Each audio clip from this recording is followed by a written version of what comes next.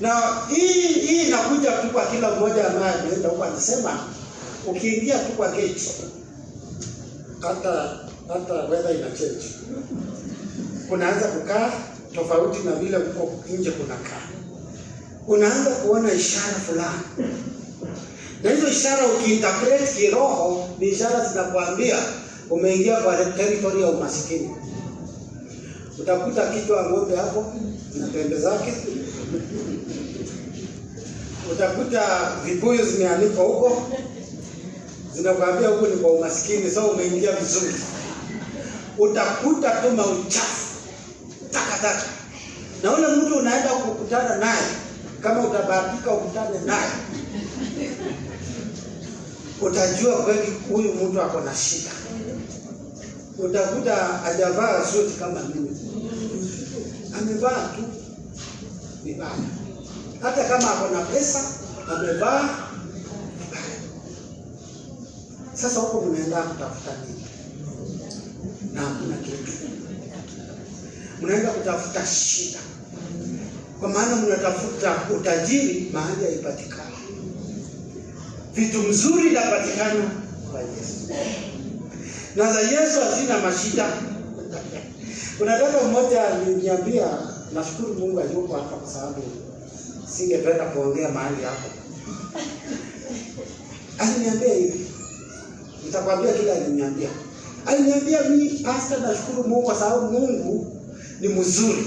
Na ile vitu anatuambia tufanye ni vitu safi, vitu clean. Unaona kama hii meza tumeandaa iko clean kabisa. Watu wale wametengeneza, wameosha mkono, wako clean. Ni watu ambao hata wakikupa chakula utakula. Lakini anasema huko, akaniambia siku moja tulipelekwa kwa mganga na baba yetu tukatibiwe ndio tusifanywe mambo mabaya. Na mimi nilikuwa sitaki kwenda, lakini sasa kwa sababu nilikuwa msichana mdogo ilibidi nikubali. So tukaenda. Kitu ya kwanza anasema walikuwa wamekatakata nyama bichi za mbuzi. Unaambiwa chukua piece. Hakuna kupika. Hakuna atifurahi. Kwanza nyinyi unaenda kwa picha unasema fry. Kwa mganga hakuna fry. Unakula ikiwa na hiyo damu. Kwa sababu umejiitishia unapewa. Hiyo linaitwa dose 1. Wakisonga mbele wanakuta sasa kuna damu ya mbuzi fresh imewekwa kwa bakuli. Unakunywa mdomo mbili.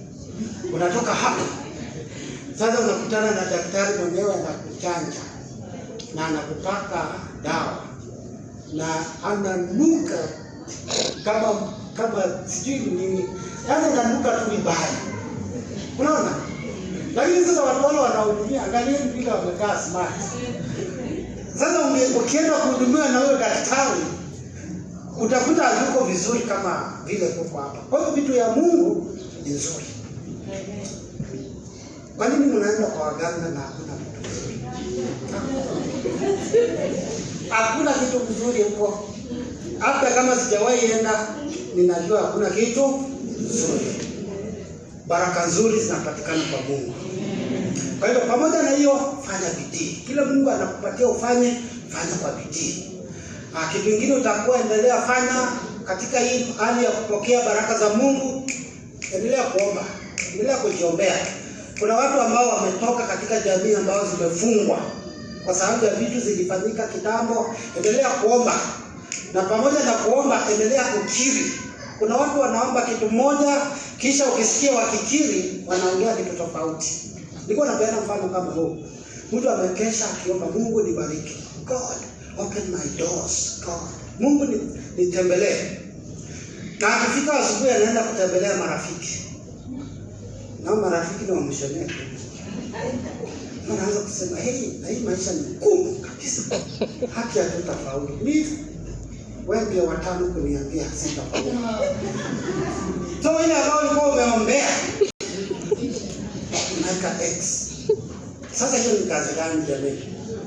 Yaani umechukua muda mrefu kuomba kisha una cancel kwa maneno yako mwenyewe.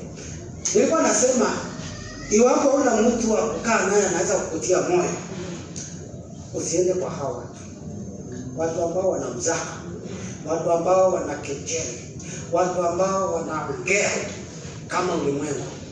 Talk like God. Sema tu mimi nitafaulu. Mimi naamini Mungu tu. Mimi najua Mungu atatenda. Hata kama amekawia, siku yangu inakuja. Hata kama imechukua miaka kadhaa, ninajua siku yangu inakuja. Hata kama itakuwa rahisi, ninajua mambo yote inawezekana kwa yeyote anayeamini. Ongea kama Mkristo. Ongea kama mtu anajua Mungu. Sindio? Situmalizie hiyo hapo. Ningehubiri sana. Na ya mwisho ni kwamba alichukua magonjwa yetu na akatupatia afya. Magonjwa ni mbaya. Magonjwa ni mbaya sana. Ukikutana na mtu mgonjwa, unakuta kabisa amelemewa. Hana raha, hana amani, hawezi fanya kazi, anaanza pesa zake zinatumiwa hapa na pale. Kwa hiyo ni njia moja shetani ananyonya pesa zetu. Na kwa hivyo Mungu akajua kwamba tutapatana na mambo kama hii. Na Yesu Kristo akabeba magonjwa yetu ndiposa tuwe na uzima. Na kwa hivyo katika ibada hii, kama umekuja ukiwa usikii vizuri, ninatangaza upone. Nataka kuaddress hiyo ugonjwa katika jina la Yesu, iachane na wewe. Kwa maana Kristo alilipia hiyo pia. Haijalishi inaitwa ya family. Unajua kuna magonjwa tunaipea ruhusa. Nasema hii ni familia yetu.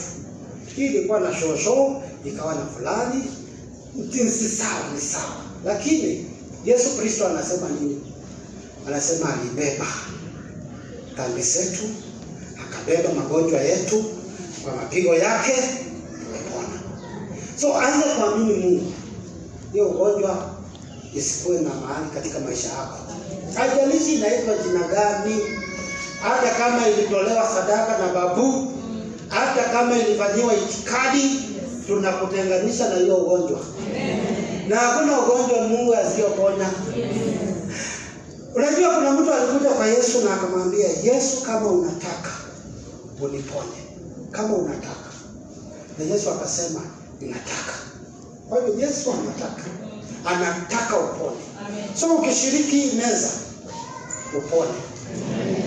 Ukishiriki hii mkate na hii kikombe, hiyo ugonjwa ipotee.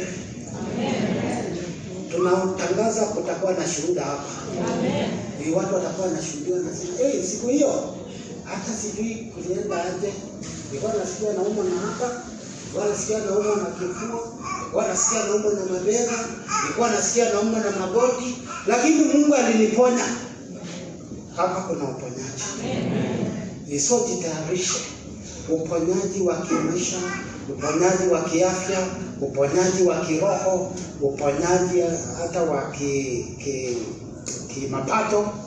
Kuna watu wanabidii sana. Wacha niseme hili nikimalizia. Kuna watu wanabidii sana. Wanaweza fanya bidii sana. Lakini baada ya bidii yao, hakuna kitu inabakia kwa mikono yao. Kwa sababu mikono yao imenajisiwa. Mikono yao haiko sawa. Wamefanyiwa vitu mbaya.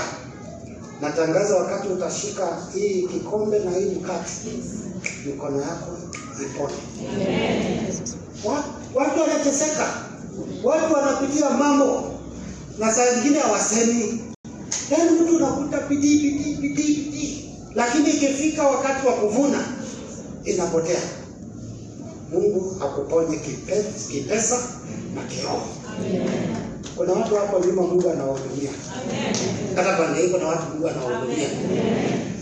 Mimi nimejua Mungu anaponya watu kwa sababu ukiangalia mahali ambapo neno la Mungu linahubiriwa, hata kama panaweza kuanza pakiwa na hali fulani, utaanza kuona maendeleo. Utaanza kuona watu wanasoma. Utaanza kuona watu wanapata kazi. Utaanza kuona watu wanajenga. Lakini mahali watu wamekataa Injili, mahali watu wamekataa Yesu, hata maendeleo haitapatikana. Hautapata maendeleo. Na siku moja, kwa sababu tuko na basi, Mungu atusaidie tuzunguke Kenya. niwaonyeshe hapa, si watu walifukuza watu wa Mungu. Angalia wanakaa kwa nyumba ya nyasi.